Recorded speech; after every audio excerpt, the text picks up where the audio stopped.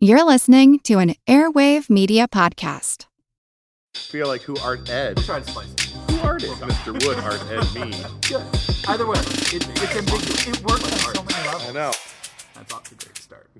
Welcome to Who Arted Weekly Art History for All Ages. I'm your host, Kyle Wood, and today we're looking at the ancient architectural marvel that is the city of Petra.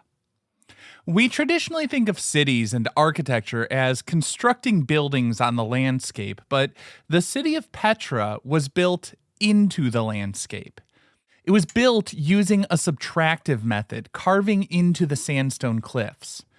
If you've watched Indiana Jones and the Last Crusade, you may remember the striking gorge Indy rode through on the quest to find the Holy Grail. That was filmed in Petra's Seek. The ancient city of Petra was a marvel of human ingenuity and a testament to the Nabataean civilization. It stands hidden in the mountains of what is today southern Jordan. The name Petra simply means rock, which is fitting as the city's carved into the rock face. And Petra's origins date back to the 4th century BCE, when the Nabataeans, a nomadic Arab tribe, established it as their capital city. And it was a truly remarkable cosmopolitan city where various cultures mingled. The Nabataeans were skilled traders and masters of water management. They chose Petra for its strategic location along the incense trade routes that connected Arabia, Egypt, and the Mediterranean. Being nestled within the mountains provided some security, as it was easy to defend the city, and it was obviously located close to vital trade routes, which gave them economic prosperity. The creation of Petra was a gradual process. It spanned centuries and involved intricate carving and engineering feats. While we don't know all of the exact methods, archaeological evidence suggests they used basic but very effective tools.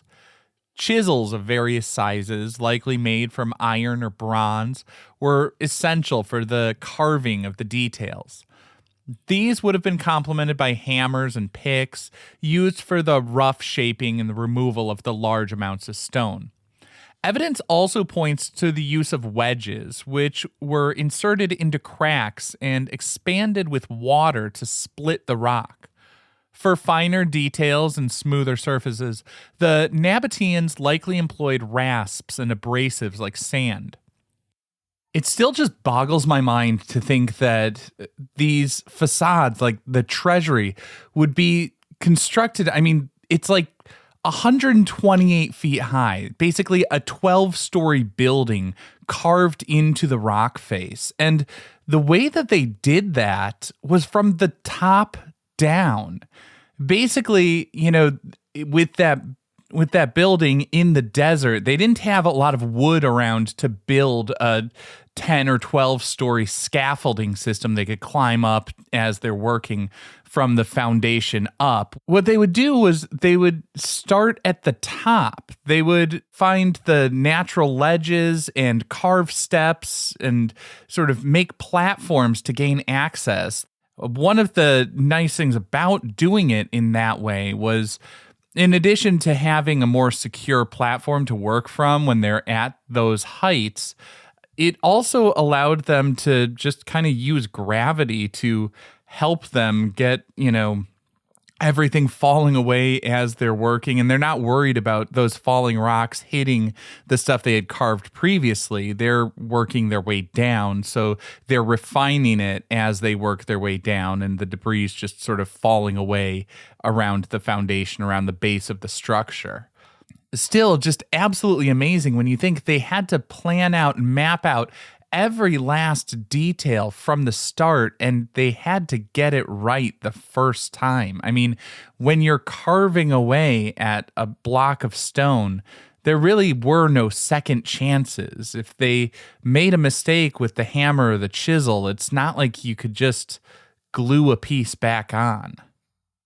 Still, even with all that engineering know-how, it was a labor that took a lot of time and a lot of work.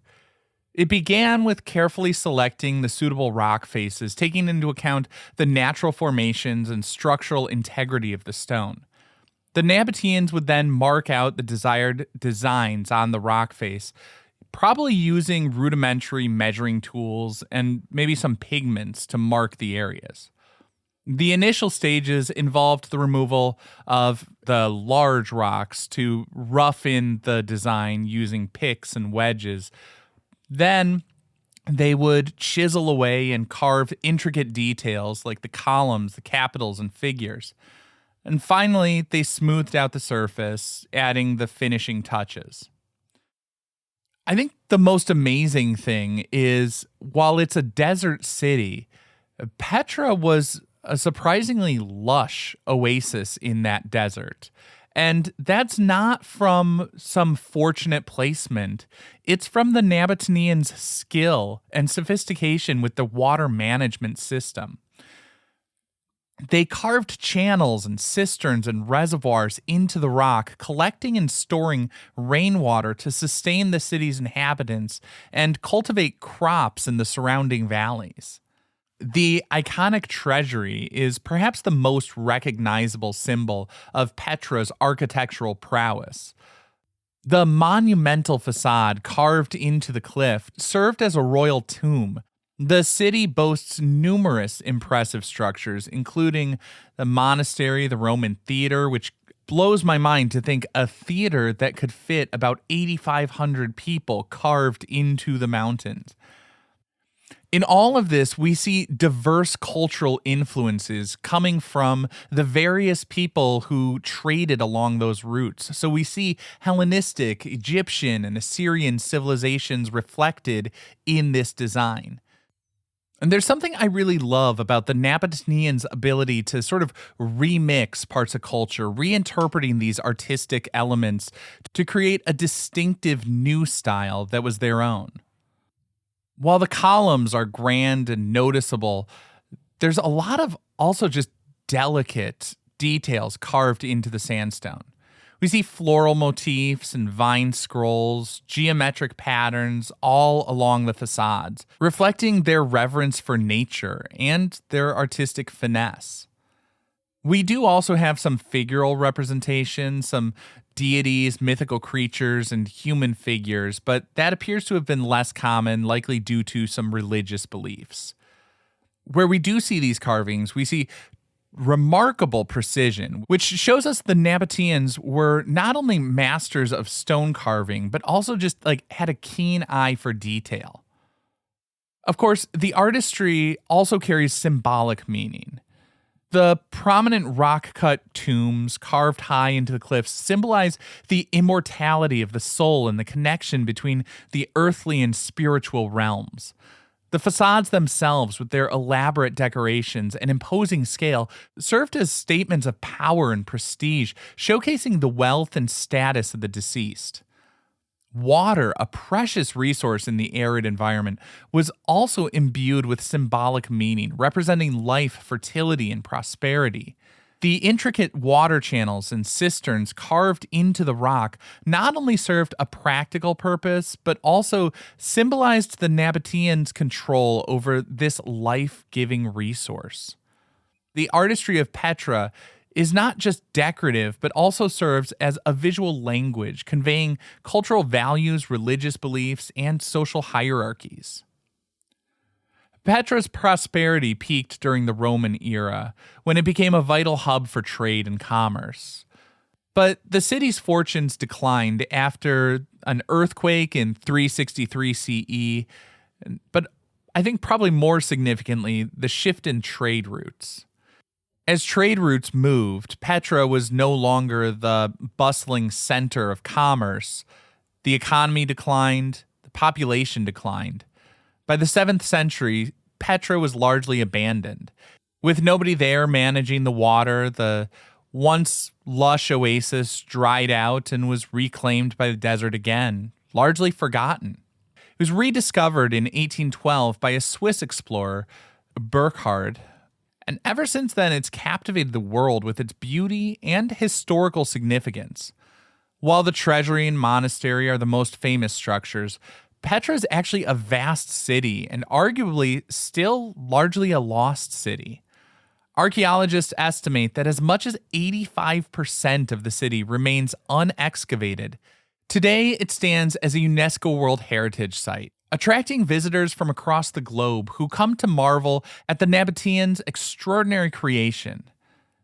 Not a city on a hill or city on anything, it is of the hill, carved directly into the heart of the Jordanian mountains.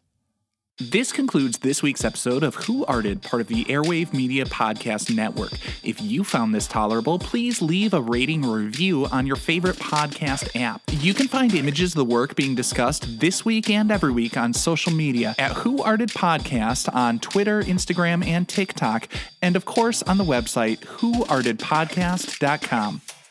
Podcast done.